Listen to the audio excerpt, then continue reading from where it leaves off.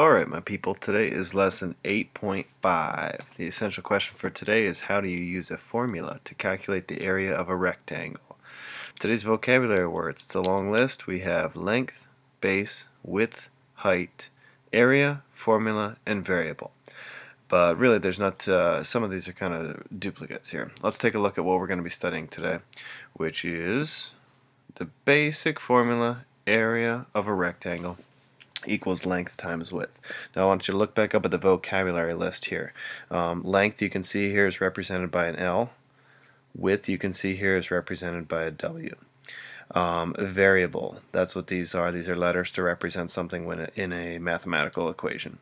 The overall A equals L times W is our formula to find the area of the rectangle. Let me go to another page here and I'll come back to those other vocabulary words. If I draw a rectangle here, some of you noticed in our last couple of lessons, if you started to count the array behind a rectangle, you could figure out its area by multiplying length times the width. What we see here is 1, 2, 3, 4, 5, 6 units on this side. We have 1, 2, 3, 4, 5, 6, 7, 8, 9, 10, 11, 12, 13 units on this side. Now it's really important that you follow these next couple steps. I'm going to do it several times. I want to follow a sequence here, and every time we should do the same thing. We need to make sure we always start with a formula. A equals L times W. Now the next step is we're going to substitute values in.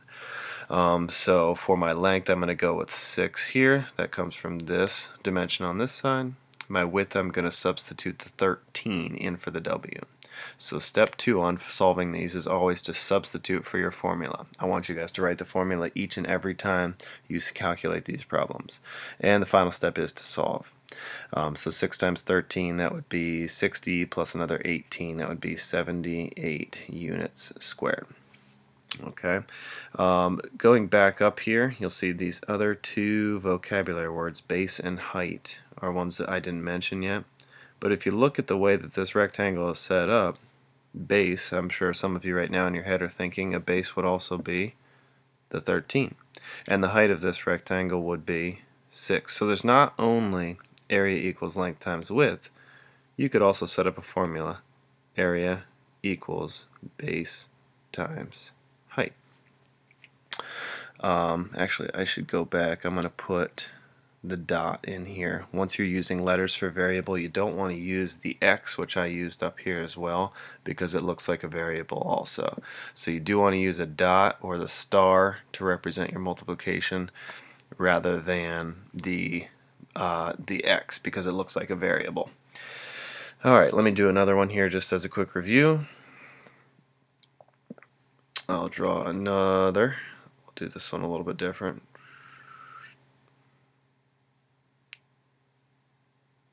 Okay, let's count them up. We got 2, we got 1, 2, 3, 4, 5, 6, 7, 8, 9, 10, 11, 12, 13, 14, 15, 16, 17, 18, 19, 20. 20 across. So again, we could go with area equals L times W for area equals length times width.